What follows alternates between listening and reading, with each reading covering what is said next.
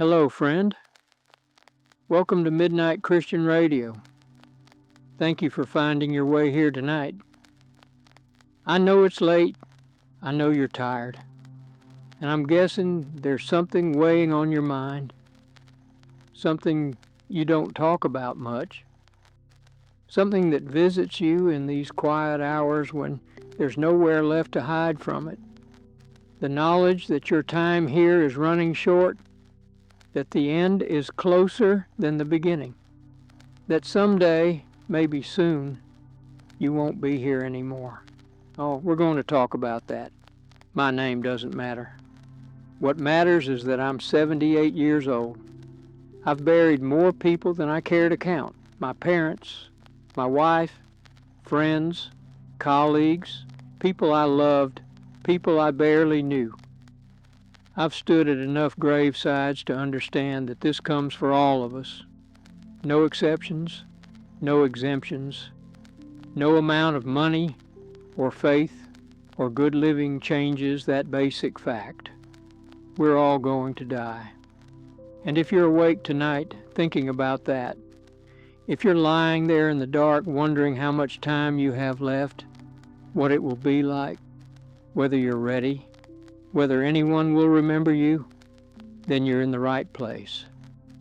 I understand that weight, that quiet terror that rises in the chest when you think about not being here, not seeing another sunrise, not hearing your grandchildren's voices, not existing in any form that you can imagine or understand. It's frightening. I won't pretend it's not. But it's also real.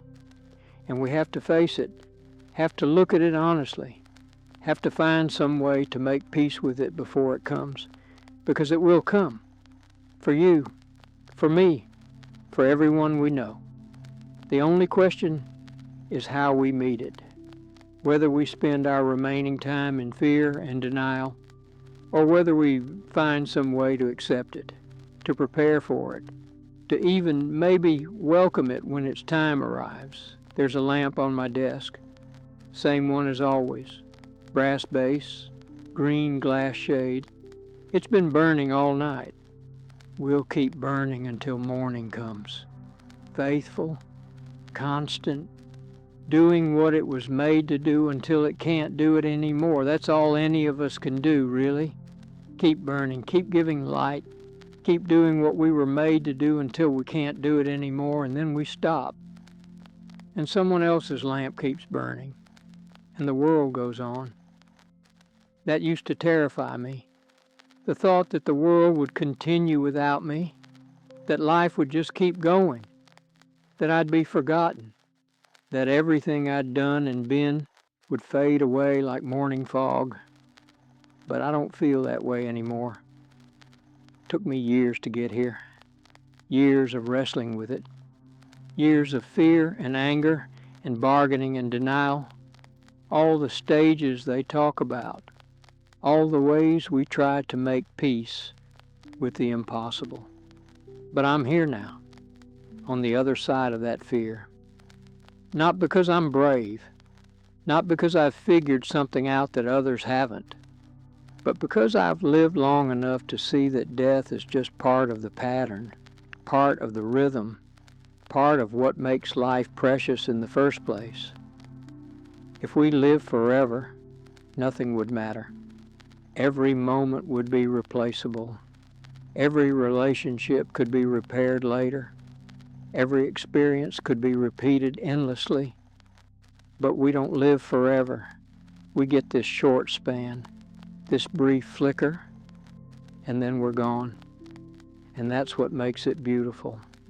That's what makes it mean something. I'm 78 years old. If I'm lucky, I might have another 10 years. Maybe 15 if my body holds up better than expected. But probably less. Probably closer to 5 or 7. That's not morbid thinking. That's just math. That's just looking at actuarial tables and family history and the state of my health and being honest about what's likely. And you know what? That's okay. That's enough. 7 more years, 5 more years, however many I get, because I've already had 78. 78 years of sunrises, of coffee in the morning, of conversations and meals and seasons changing, of love and loss and ordinary moments that added up to a life. That's more than many people get, more than my son got. He died at 31. Car accident, drunk driver, sudden, senseless. He should have had 50 more years, should have seen his children grow up, should have grown old himself, should have sat in a room like this at 78 thinking about his own mortality. But he didn't get that. He got 31 years. And then he was gone. And I got 78. So far. And counting. So who am I to complain? Who am I to rage against the dying of the light? Who am I to demand more time when I've already been given more than some people ever get? I'm grateful. That's what I am. Grateful for every year, every day. Every breath that I didn't earn and don't deserve but get anyway, that's a hard place to get to. I know it is, because I spent years not there. Spent years afraid, spent years thinking that death was the enemy, the thief, the thing that takes everything away. But it's not. Death is just the end of the story. And every story has to end. Otherwise, it's not a story. It's just an endless rambling with no shape or meaning or point. The ending is what gives the middle meaning. Well, the limitation is what makes the choices matter. The fact that we don't have forever is what makes us pay attention to now. My wife understood that better than I did, even before she got sick. Even when we were young and death seemed far away, she'd say, "This moment, right here. This is all we actually have. Everything else is just memory or imagination." And she was right. We don't have yesterday. That's gone. Can't be changed or relived or redone. We don't have tomorrow. That's not here yet. Might never come.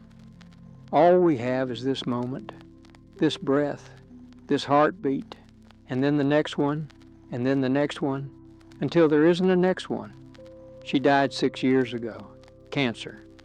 We had 9 months from diagnosis to death. 9 months to say everything that needed saying, to make peace with what was coming, to prepare, and we did. We said everything, made all the arrangements, had all the hard conversations, cried together, held each other, and told each other it was okay to let go when the time came. And when the time came, she did. She let go, peacefully, at home, with me holding her hand, telling her I loved her, telling her it was all right, that I'd be all right, that she could rest now. And she took one more breath. And then she didn't take another, and she was gone. Just like that. Here and then not here. Present and then absent. Alive and then dead. It was the most profound moment of my life, watching her die.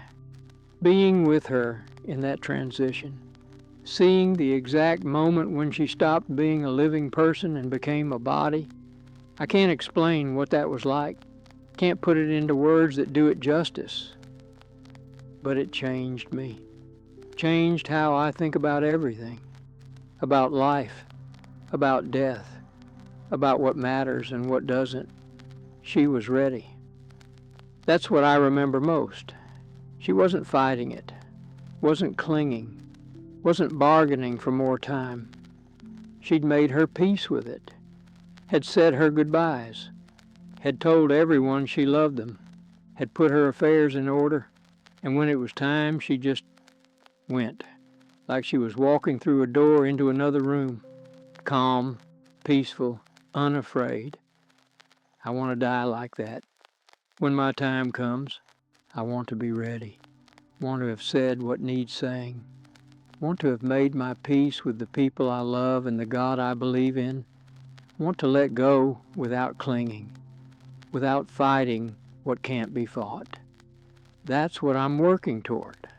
If that's what these late nights are about, sitting here, thinking about it, making peace with it, preparing, not in a morbid way, not obsessively, just honestly, just looking at what's coming and deciding how I want to meet it. The lamp flickers, steadies. I should really get it fixed. But I haven't. Because there's something I like about that flicker. That moment of uncertainty before the light holds reminds me that everything is temporary. Everything falters. Everything ends. But while it's here, it gives light. It serves its purpose. It does what it was made to do. And that's enough.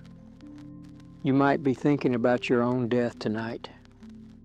Maybe you're sick. Maybe you're not sick, but you're old enough to know it's coming. Maybe you just can't stop thinking about it. Can't stop wondering what it will be like, whether it will hurt, whether you'll be alone, whether there's anything after. I don't have all the answers. Don't have most of the answers, honestly. But I have some thoughts. Some things I've learned from watching people die, from sitting with my wife as she left, from thinking about my own death and what I want it to be. First thing, you're not alone in being afraid. Everyone is afraid, even people of deep faith, even people who say they're ready. There's a part of all of us that doesn't want to go, that wants to stay, that clings to life even when life has become small and painful. That's not weakness. That's not lack of faith. That's just being human, being alive. Now, having the instinct to survive that's kept our species going for thousands of years. So if you're afraid, that's okay. That's normal. That's human. But you don't have to stay afraid. You can work through it, can look at it, can face it honestly and find some measure of peace with it. That's what I'm trying to do. What I've been trying to do for years now. And I'm getting there. Slowly, imperfectly, but getting there. Second thing, death is not the worst thing that can happen. Living in fear is worse. Living in denial is worse. Spending your remaining time paralyzed by the knowledge that it's ending instead of actually living the time you have. I've seen people do that, seen them get a terminal diagnosis and just stop living, stop engaging, stop being present. They're so consumed by the fact that they're dying that they forget they're still alive. Don't do that. Don't waste your remaining time, however much or little you have, being afraid of the end. Use it. Live it. Be present in it. Make it count. Because you're going to die whether you spend these years afraid or not. The fear doesn't change the outcome. It just makes the journey worse. Third thing, you get to decide what your death means. You get to decide how you want to face it, what you want to say, who you want with you, what arrangements you want made. Don't leave that to chance. Don't leave it to others to figure out. Make your wishes known. Write them down. Tell the people who need to know. Do you want to die at home or in a hospital? Do you want aggressive treatment or comfort care? Do you want a funeral or a memorial service or nothing at all? What do you want done with your body? What do you want said about you? These aren't morbid questions. These are practical questions, important questions, questions that give you some control over something you can't control. I've made my decisions, written them down, told my daughter. She knows what I want, knows that I want to die at home if possible, that I don't want extraordinary measures, that I want to be cremated, that I want a simple memorial service, that I want her to scatter my ashes in the same place we scattered her mother's. Having that decided, having that settled, it gives me peace. It means I don't have to think about it anymore, don't have to worry about it. It's done. And it means my daughter won't have to make those decisions in the midst of grief, won't have to wonder what I would have wanted. She'll know, because I told her. That's a gift. To yourself and to the people you love, don't underestimate it. The clock on the wall says it's almost 3. I can hear it ticking, steady, relentless, marking time the way clocks do, each second bringing us all closer to the end. That used to bother me, that relentless forward motion, that counting down. But it doesn't anymore, because time is a gift. Every second is a gift, and the fact that it's limited is what makes it precious. If we had infinite time, this moment wouldn't matter, but we don't. So it does.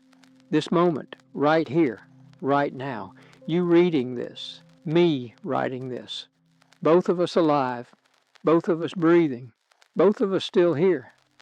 That's everything. That's all we have, and it's enough. There was a man I knew, friend of mine. Name was Harold. We worked together for 15 years, retired around the same time, stayed in touch, not close, but friendly. The kind of friendship that's pleasant without being deep. Harold got diagnosed with pancreatic cancer, stage 4. They gave him 6 months, maybe a year if treatment went well. I went to see him a few weeks after the diagnosis, expected to find him devastated, depressed, angry, afraid, but he wasn't. He was calm, almost peaceful. He said the diagnosis had clarified things, had stripped away all the nonsense, all the things he'd been worrying about that didn't actually matter. He said, I know exactly how much time I have now, more or less. And that's freed me. I don't have to wonder anymore. Don't have to plan for a future I might not have.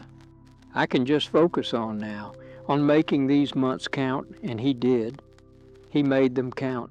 Spent time with his grandchildren, repaired some relationships that had been broken, said things he'd been meaning to say, did things he'd been meaning to do. And when he died, 8 months later, he died well, ready, at peace, surrounded by people he loved. I think about Harold a lot, about how the knowledge of his death freed him instead of paralyzing him, about how he used his limited time wisely instead of wasting it in fear. That's what I want. That's what I'm aiming for. That clarity, that freedom, that ability to focus on what matters because I know the time is short. I don't have a terminal diagnosis. Not yet. But I'm 78. I don't need a diagnosis to know the time is short. The math is clear. The end is close, and instead of that being depressing, I'm finding it clarifying, freeing, focusing. What matters? What doesn't? How do I want to spend whatever time remains? Who do I need to talk to? What do I need to say? What do I need to do? Those questions get easier to answer when you know the time is limited, when you stop pretending you have forever. You don't have forever. Neither do I. Neither does anyone. But we have now. We have today. We have this moment. And if we use it well, if we live it fully, if we're present in it instead of afraid of when it will end, then that's enough. That's more than enough. That's everything. The lamp burns steady. The night continues. And somewhere out there, morning is waiting.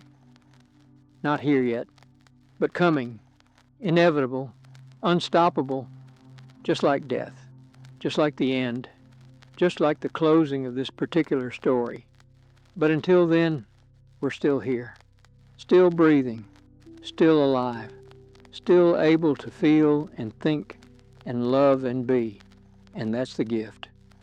Not that we live forever, but that we live at all, that we get this time, this brief, precious, temporary time, and we get to decide what we do with it.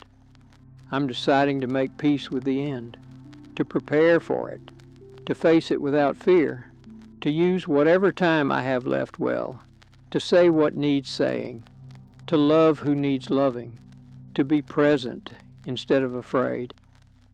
That's all I can do. That's all any of us can do. And it's enough. If you're lying awake tonight afraid of dying, I want you to hear this. The fear is normal. The fear is human. But you don't have to stay in the fear. You can look at it, face it, make peace with it, prepare for it. And then you can let it go, let it rest, and focus on living whatever time you have instead of being afraid of when it ends. You're going to die. I'm going to die. We're all going to die. But right now, in this moment, we're alive. And that's what matters. That's what we have. That's the gift we've been given. Don't waste it on fear. Use it for life, for love, for presence, for meaning. That's how you make peace with death. Not by denying it, but by living fully in spite of it, because of it, with it as the frame that makes the picture meaningful. We'll keep talking. There's more to explore, more to say, more peace to find. But for now, just know this. You're not alone in this. Others have walked this road. Others are walking it now. And there's a way through, a way to acceptance, a way to peace. The night is long, but we'll make it through, together. The air has changed, not colder, not warmer, just different. The way it gets when you've been sitting with something heavy long enough that it becomes familiar, not lighter, not gone, just known.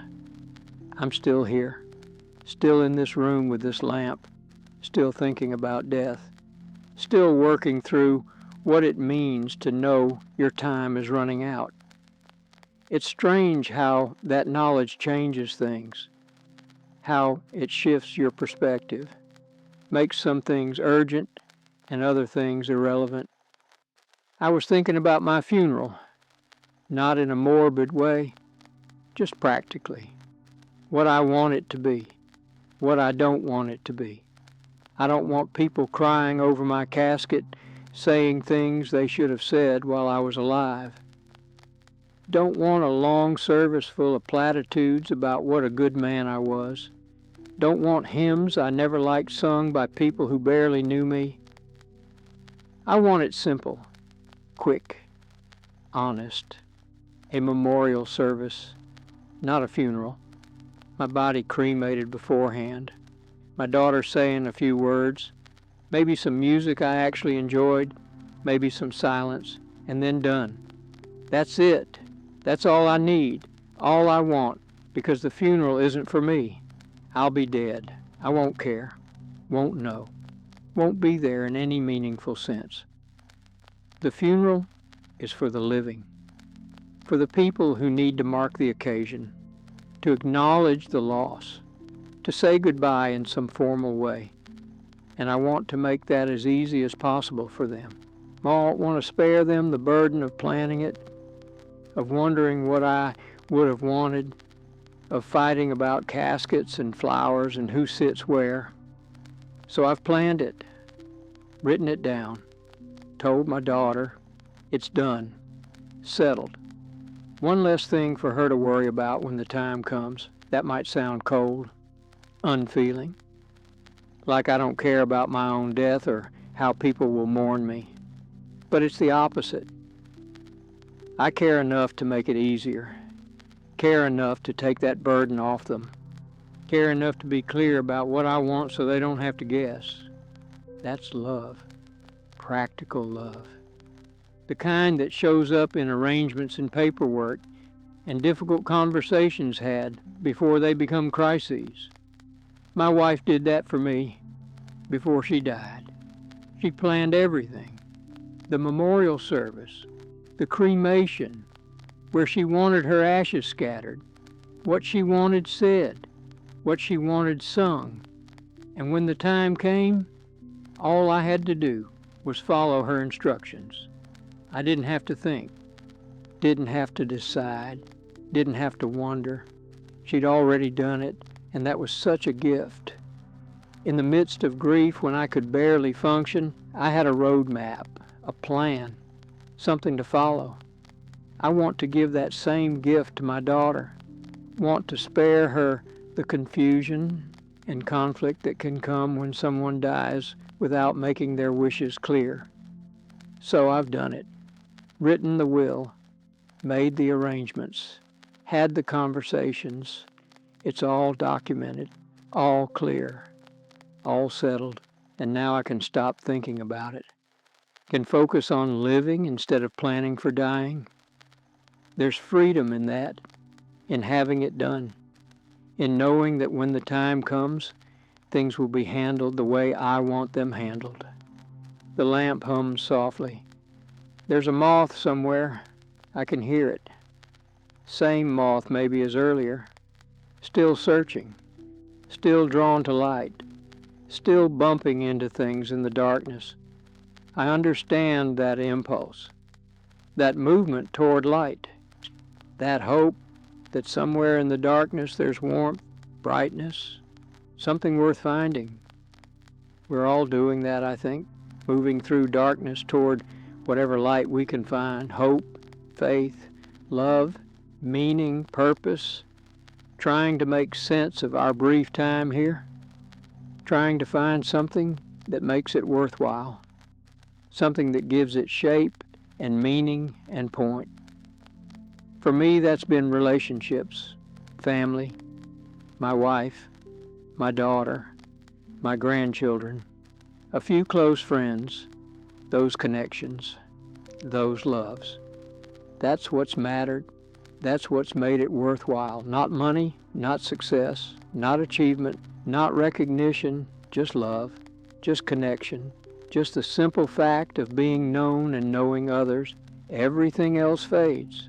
Everything else loses importance. But love remains. Love matters. Love is what you take with you, in whatever form that taking happens. I don't know what happens after death. Nobody does. We have beliefs, hopes, faith, stories we tell ourselves, but we don't know. I believe in something. I believe in God, in heaven, in some form of continuation. Not because I can prove it, not because it makes logical sense, but because I need to believe it. Because without it, everything seems meaningless. If this is all there is, if we just cease to exist when we die, if there's nothing beyond this brief flicker of consciousness, then what's the point? Why bother loving if love ends? Why bother being good if there's no ultimate accounting? Why bother with anything if it all just disappears into nothing? I can't accept that. My heart rebels against it. So I choose to believe, choose to hope, choose to trust that there's something beyond this, something that holds all the love we've given and received, something that makes it all mean something. That's faith. Not certainty, not knowledge, just choice. Just deciding to believe because the alternative is unbearable. And maybe that's enough. Maybe that's all faith ever is. The decision to trust in what you can't prove because living without that trust is too dark, too empty, too hopeless. My wife had that faith, strong faith, simple faith. She believed she'd see her parents again, believed she'd be reunited with people she'd lost, believed death was just a doorway, a transition, not an ending, but a beginning. I don't have faith that strong, don't have that certainty. I have questions, doubts, moments when it all seems like wishful thinking. But I have enough faith to keep going. enough faith to believe that love doesn't just evaporate, that the people we've loved still exist in some form, that death isn't the final word. That's enough, has to be enough, because it's all I have. The clock ticks. 3:30 now. Deep night. The hour when doubts are strongest, when faith is weakest, when everything seems uncertain. But I'm still here, still breathing, still thinking, still believing, however imperfectly. That counts for something. That's something. There was a woman I knew years ago, colleague. Her name was Margaret. She was diagnosed with ALS, Lou Gehrig's disease, progressive, fatal, no cure, no treatment that really helps. She was 49 when diagnosed.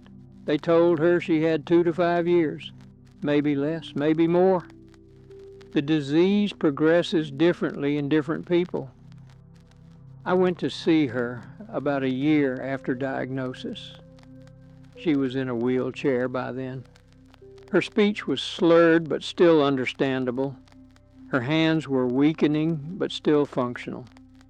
We talked for a long time about death, about what she was going through, about how she was making peace with it. She said something I've never forgotten. She said, "I'm not afraid of being dead. I'm afraid of dying, of the process, of losing control, of becoming dependent, of suffering. But death itself, the actual end, that doesn't frighten me." And I understood what she meant. Death is just non-existence. Like before you were born, you don't fear that. You don't remember it. It just is. But dying, the process of leaving, the losing of capacities, the pain, the indignity, the long goodbye, that's frightening. That's hard. Margaret died 18 months later.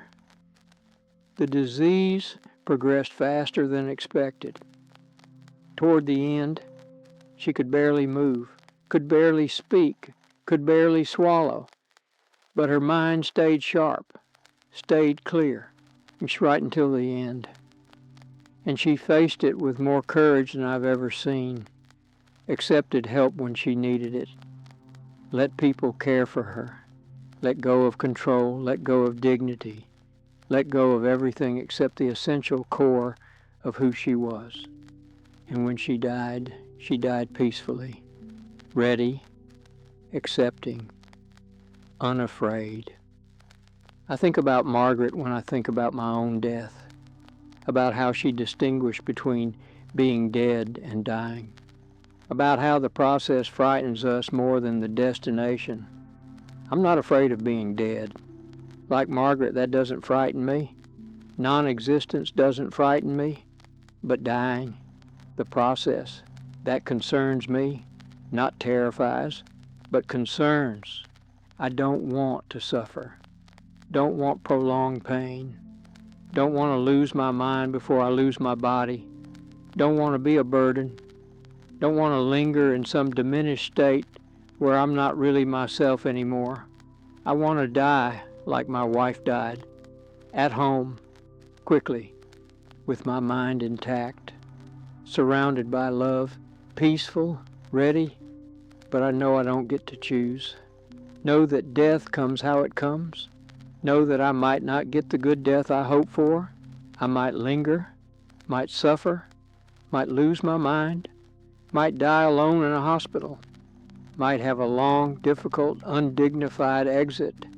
And if that happens, I'll have to accept it, have to endure it, have to find grace in it somehow, because the alternative is to spend my remaining time in fear, in dread, in anticipation of suffering that might never come. And that's no way to live. So I'm choosing not to borrow trouble, not to imagine worst-case scenarios, not to rehearse suffering that hasn't happened yet and might never happen. I'm choosing to hope for a good death while accepting that I might not get one. Choosing to prepare for the worst while hoping for the best. Choosing to make peace with whatever comes. That's all I can do. That's all any of us can do. Hope, prepare, accept, trust. The lamp burns steady now, no flicker, just solid light. Reliable, present, doing its job. I want to be like that. Want to keep burning steady until I can't burn anymore. Want to give light until the light goes out. Want to serve my purpose until I don't have purpose anymore.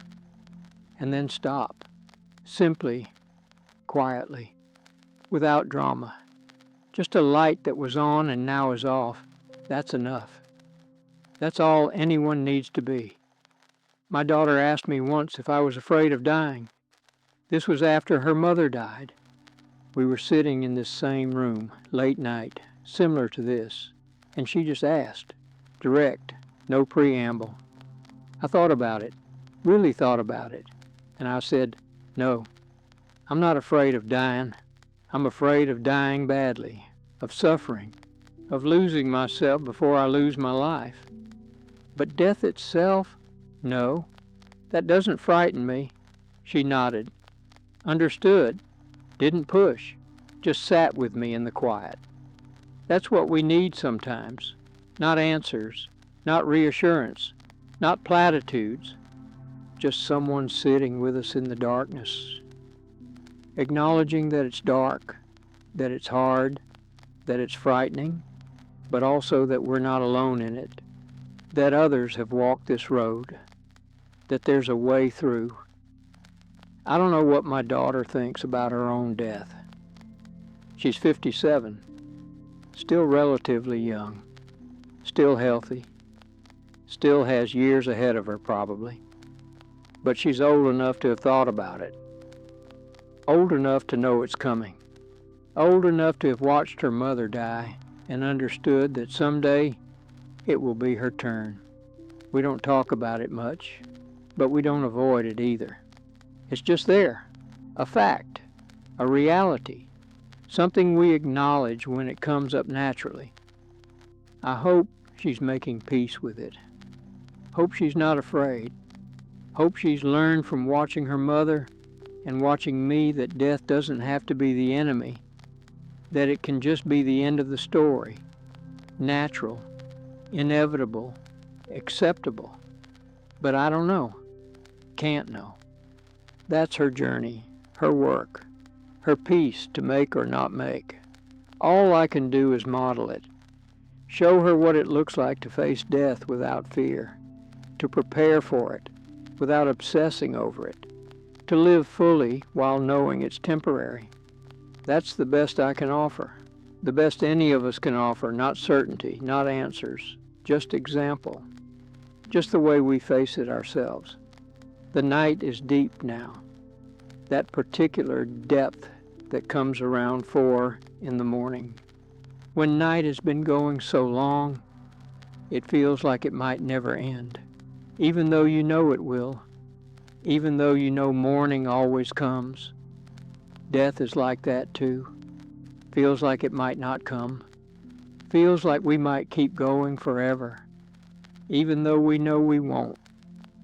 Even though we know the end is inevitable, but we live in that gap between knowing and experiencing, between understanding intellectually and facing actually, between believing we'll die someday and feeling the truth of it in our bones. I'm in that gap. You're in that gap. We're all in that gap. Knowing but not yet experiencing, understanding but not yet facing, believing but not yet meeting. And that's okay. That's human. That's how it's supposed to be. We're not meant to be constantly aware of our mortality, not meant to walk around thinking about death every moment. We're meant to live, to be present, to engage with life. But we're also meant to remember, meant to acknowledge, meant to prepare. It's a balance, living fully while knowing it's temporary, engaging completely while remembering it will end, loving deeply while accepting that we'll lose what we love. That's the human condition, the blessed curse, the gift and the burden. We get to live, but only for a while. We get to love, but only temporarily. We get to be, but only briefly. And that's what makes it precious. That's what makes it matter. That's what gives it weight and meaning and significance. If it lasted forever, it would mean nothing. But it doesn't. So it means everything. I'm grateful for that. Grateful for the limitation. Grateful for the ending. Grateful for the frame that makes the picture meaningful. 78 years. However many more I get, it's enough. It's more than enough. It's a gift I didn't earn and don't deserve, but received anyway. And when it ends, whenever that is, however that happens, I'll try to receive that too. Try to accept it. Try to meet it with grace instead of fear. That's all I can do. That's all I'm aiming for. A good death. A peaceful death. A death that honors the life that came before it. That's the goal. That's the hope. That's the prayer. And if I don't get it, if death comes hard or painful or frightening, then I'll face that too. We'll endure it. We'll trust that there's grace even in that, even in the hard death. Because grace isn't just for the easy moments, it's for all of it. The good death and the bad death, the peaceful end and the difficult end, all of it is held. All of it is met. All of it is graced. I have to believe that. Have to trust that. Have to rest in that. Otherwise the fear wins. Otherwise the darkness is too much. But I choose to believe the light is stronger, that grace is deeper, that love endures beyond death. That's my faith. Imperfect, uncertain. It's but enough. Enough to keep me steady. Enough to keep me hopeful. Enough to help me face what's coming without being paralyzed by fear. And that's all faith needs to be. Not perfect certainty, just enough light to take the next step, and then the next, and then the next, until there are no more steps to take. And then maybe a different kind of light, a different kind of step, a different kind of journey. I hope so, I believe so, I trust so, and that's enough. There's a heaviness to this hour. 4:30, maybe 5. Hard to say. The clock keeps ticking, but time feels strange now. Stretched, suspended, like we're existing outside normal hours. I'm still here, still thinking about death, still working through what it means, what it asks of us, how we make peace with it. Been thinking about legacy, about what we leave behind, about whether it matters. When I was younger, I thought legacy mattered a great deal. Thought it was important to leave a mark, to be remembered, to have done something significant that would outlast me. I don't think that anymore. Not because I've accomplished nothing. I've lived a full life, worked hard, raised a daughter, was a good husband mostly, was a decent friend to the people who needed one, contributed what I could where I could, but none of that is going to echo through history. None of that is going to be remembered 100 years from now. Probably not even 50 years from now. My grandchildren might remember me, might tell their children about me, but their children won't know me, won't remember my voice, won't know my stories except as distant family history. And that's fine.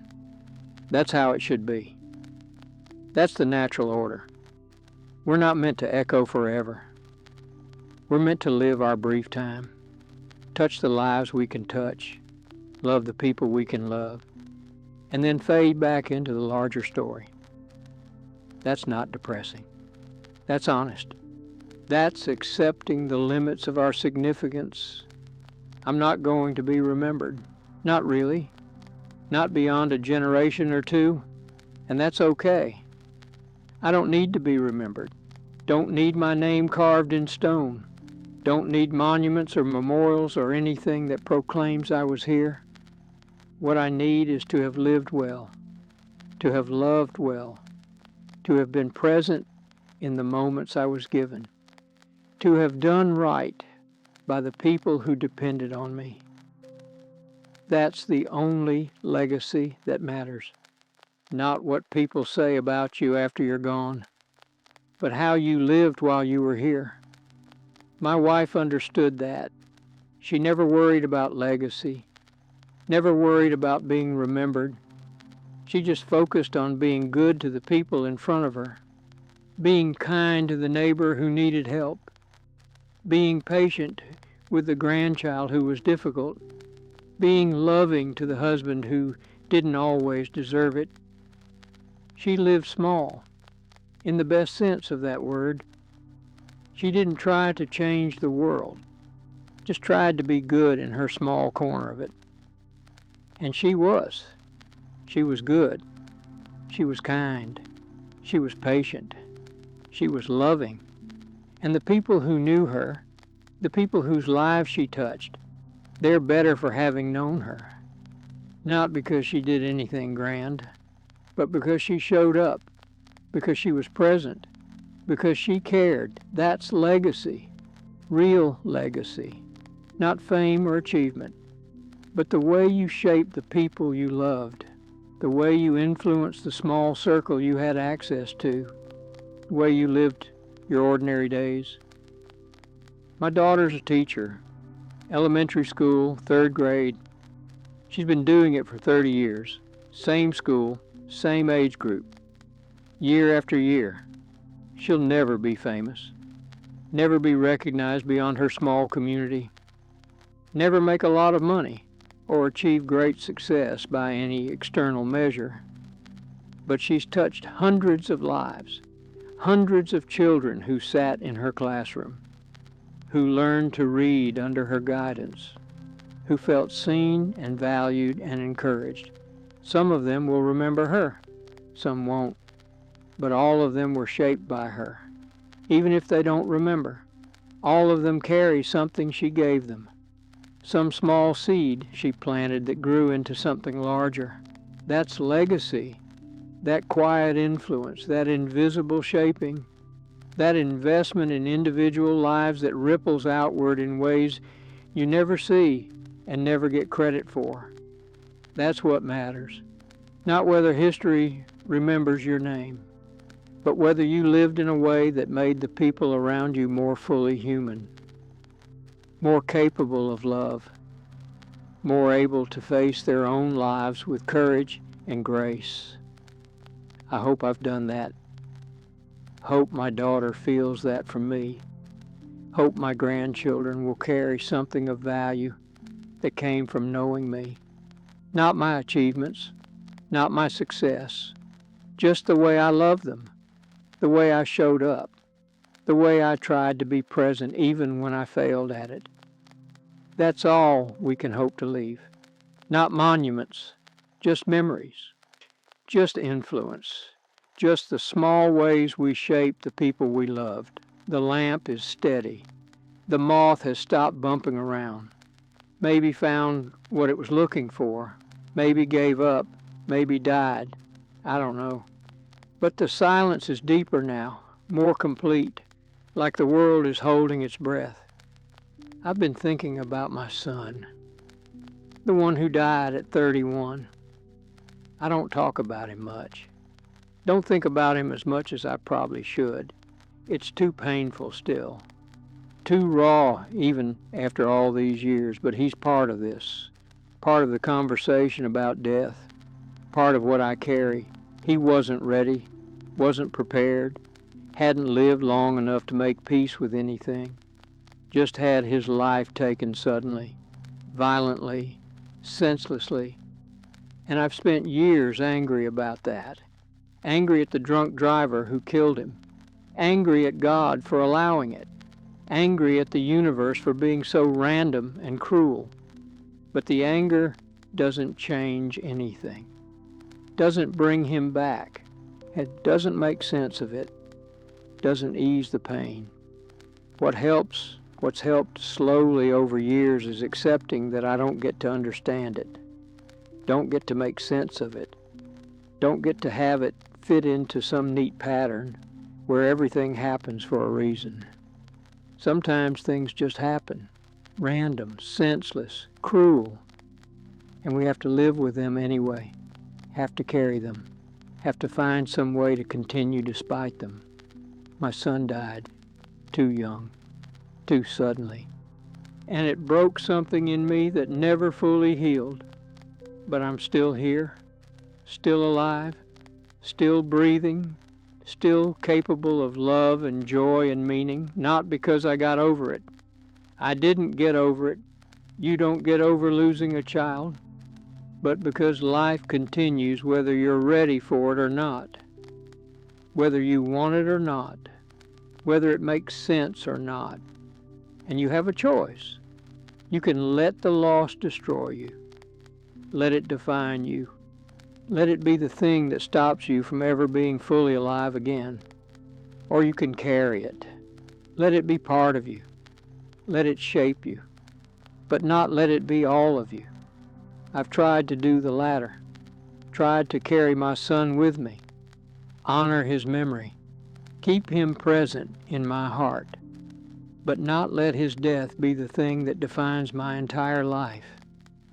It's hard. Hardest thing I've ever done.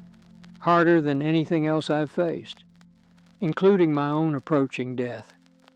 Because my death makes sense. I'm old. I've lived a full life. My time is naturally coming to an end. But his death doesn't make sense. Will never make sense. And I have to live with that senselessness. Have to accept that some things can't be understood or explained or made meaningful. They just are. And we endure them, and we keep going. That's what I've learned about death from losing him. That it doesn't always make sense, doesn't always come at the right time, doesn't always fit into neat theological frameworks about God's plan, or everything happening for a reason. Sometimes death is just loss, just absence, just the terrible fact of someone being here and then not being here. And you live with it. You carry it. You let it break your heart over and over again. And you keep living anyway, because what else can you do? The clock says it's almost 5. The darkness outside is changing. Not lighter yet, but thinner, less solid. That quality that says morning is coming even though it's not here yet. I've been awake all night. Happens sometimes, more often now than it used to. My body doesn't sleep the way it once did, and my mind doesn't quiet as easily. So I sit here, in this room, with this lamp, and I think about the things that matter, the things I need to work through, the peace I need to make. Death is one of those things, has been for years, will be until it comes. I'm not morbidly obsessed with it. I don't think about it every waking moment, but it's there, in the background. A constant awareness that my time is limited, that the end is approaching, that I need to be ready. And readiness isn't about having everything figured out, isn't about achieving perfect peace or complete acceptance. It's about being honest, about facing it, about not turning away from it. I'm ready in that sense. I'm facing it. I'm looking at it. I'm making peace with it as best I can. Will I be ready when the actual moment comes? When death isn't theoretical but immediate? When I'm actually dying instead of just thinking about dying? I don't know. Can't know. Won't know until I'm there. But I hope so. I hope I can face it with the same courage I've seen in others, with the same acceptance, with the same peace. That's what I'm working toward. That's what these late night hours are about. Preparing, practicing, getting myself ready for the moment when it's no longer theoretical. My wife showed me it's possible to face death with grace, with peace, with acceptance. She did it, so I know it can be done. Whether I can do it remains to be seen. But I'm trying. I'm working toward it. I'm doing my best to be ready. That's all I can ask of myself, all anyone can ask. Not perfection, not fearlessness, just honest effort, just willingness to face it instead of hide from it. The lamp has burned all night. Faithful, constant, never flickering now. Just steady light in steady darkness. I want to be like that. Want to burn steady until the end. Want to give light as long as I'm able. And then when I can't anymore, just stop. Simply, quietly, without drama. A light that was on and now is off. A life that was lived and now is ended. A story that was told and now is complete. That's all. That's enough. There's a bird starting to sing outside. First one of the morning. I can hear it through the window. Tentative at first, testing, then stronger, bolder, declaring the coming day.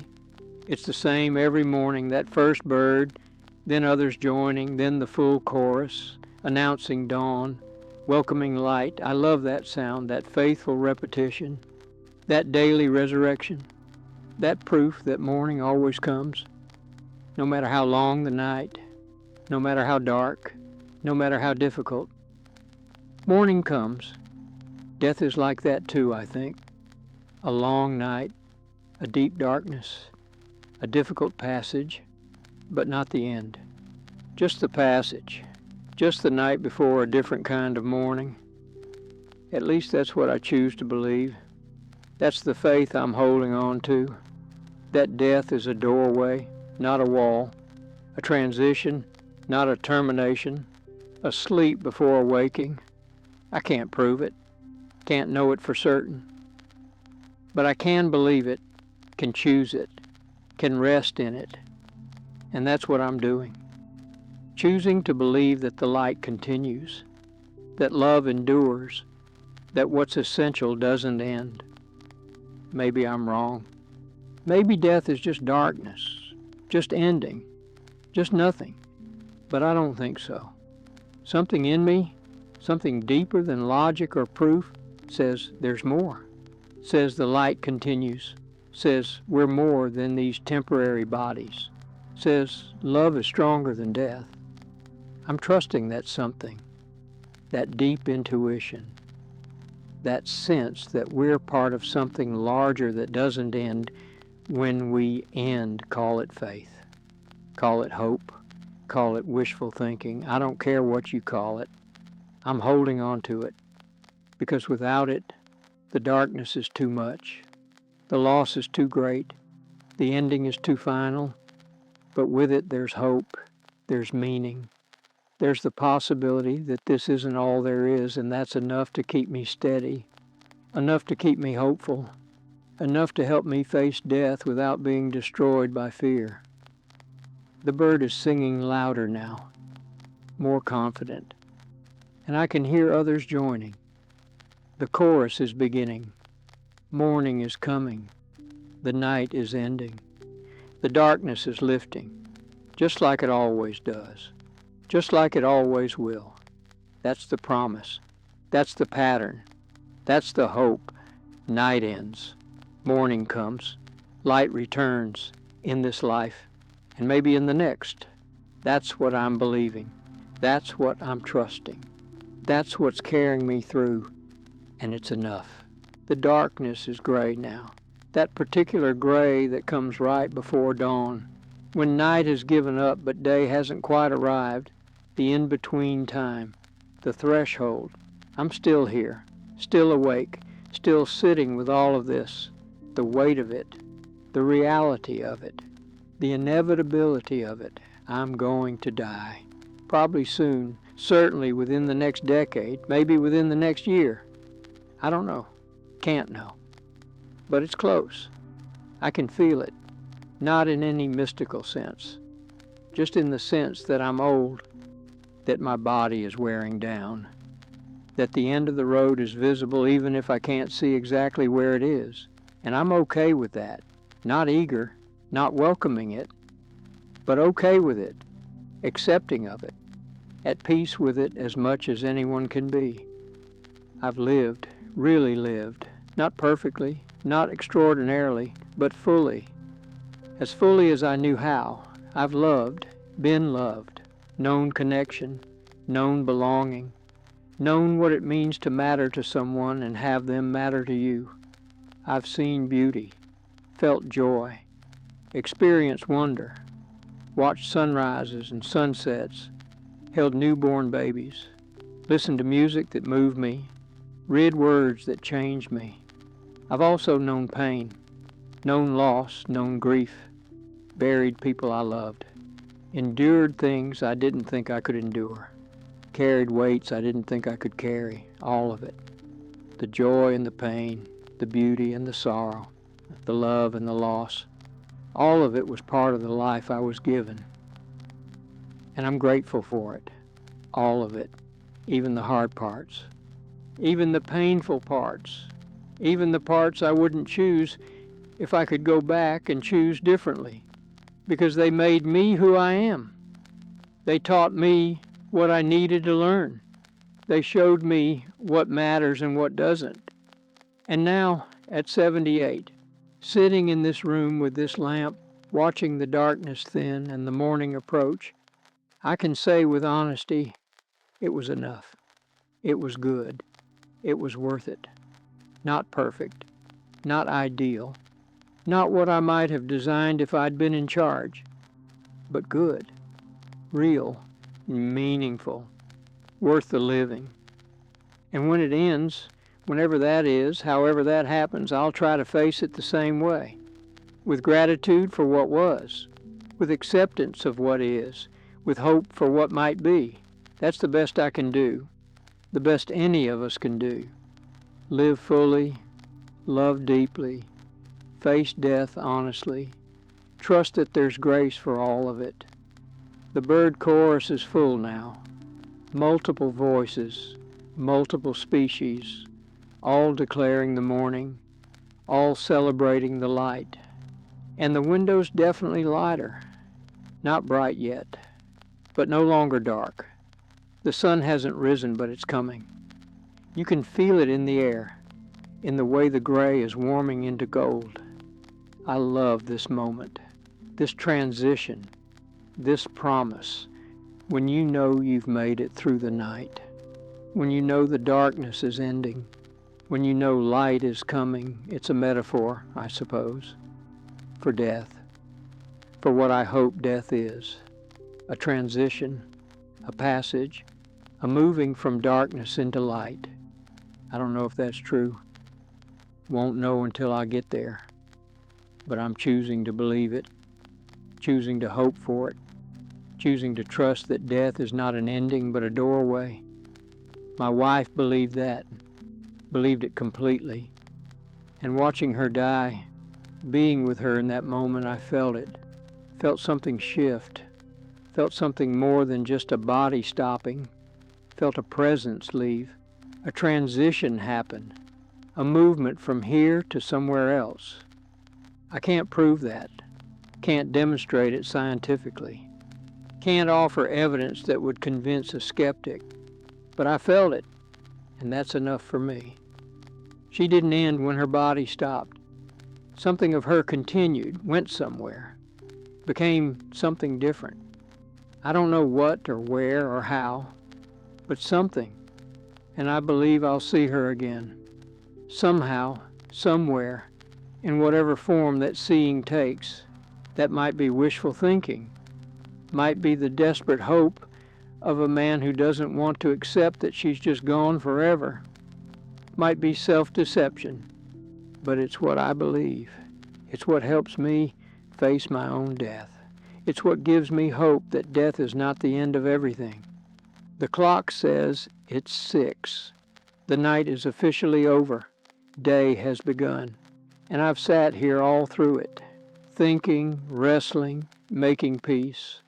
Not perfect peace, not complete acceptance, but enough. Enough peace to keep going. Enough acceptance to face what's coming. enough hope to believe it will be okay. I'm tired, body tired, mind tired, soul tired, but it's a good tired, the tired that comes from honest work, from facing hard things, from not running away. I'll sleep soon, rest, let my body recover from this long night. But first, I want to say something to you, whoever you are, wherever you are, whatever brought you here tonight. If you're afraid of dying, that's okay. That's human. That's normal. Everyone is afraid, even people of deep faith, even people who've made their peace with it. There's still fear, still uncertainty, still that fundamental human reluctance to let go. But you don't have to be paralyzed by that fear. Don't have to let it consume your remaining time. Don't have to spend your days dreading what's coming instead of living what's here. You can face it, can look at it honestly, can make your preparations, can say what needs saying, can love who needs loving, can put your affairs in order, and then you can let it rest, can stop obsessing over it, can focus on living the time you have instead of being afraid of when it ends, because you're still alive. Right now, in this moment, you're still breathing, still thinking, still feeling, still here. And that's the gift. Not that you'll live forever, but that you're alive now. Use that. Live that. Be present in that. Don't waste it on fear. I'm 78. If I'm lucky, I have a few more years. If I'm not, I have less. Either way, it's not much time, but it's enough. Enough to love my daughter, enough to know my grandchildren, enough to watch a few more sunrises, enough to have a few more conversations, enough to give a little more light before the light goes out. That's all I need. That's all any of us need. Just enough time to love, to be, to matter to someone, and then to let go, to release, to trust that whatever comes next is held by the same grace that held everything that came before. I believe that. I'm trusting that. I'm resting in that. And when my time comes, when death is no longer theoretical but immediate, I hope I can remember this. Remember this peace I've found in this long night. Remember that I faced it, prepared for it, made my peace with it. I hope I can die like my wife died, peacefully, at home, surrounded by love, saying goodbye with grace, letting go without clinging. That's my prayer. That's my hope. That's what I'm aiming for. Not because I've earned a good death, but because I'm trusting that grace extends even to that, even to the final moment, even to the last breath. The lamp is still burning, been burning all night. Faithful companion through the darkness. But I don't need it anymore. The window is bright enough now, real light, natural light, the kind that doesn't need electricity or oil or any human maintenance, the kind that just comes every morning, without fail, without exception. That's the promise. That's the pattern. That's the hope. Light comes, morning arrives, darkness ends in this life, and I believe in the next. That's what I'm holding on to. That's what's carrying me through. That's what's making peace possible. I'm going to turn off the lamp now, going to let the natural light be enough, going to trust that the darkness is over and the day has begun. And someday, when my own darkness comes, when my own night arrives, I'm going to trust that morning comes after that too. Different morning, different light, but morning nonetheless. I believe that, I hope that, I trust that, and it's enough. You're not alone in this. Others have walked this road, others are walking it now, and there's grace for all of it. The living and the dying, the staying and the leaving, the fear, and the acceptance. All of it is held. All of it is met. All of it is graced. Trust that. Rest in that. Let that carry you through. The night is over. The morning is here. And you're still alive.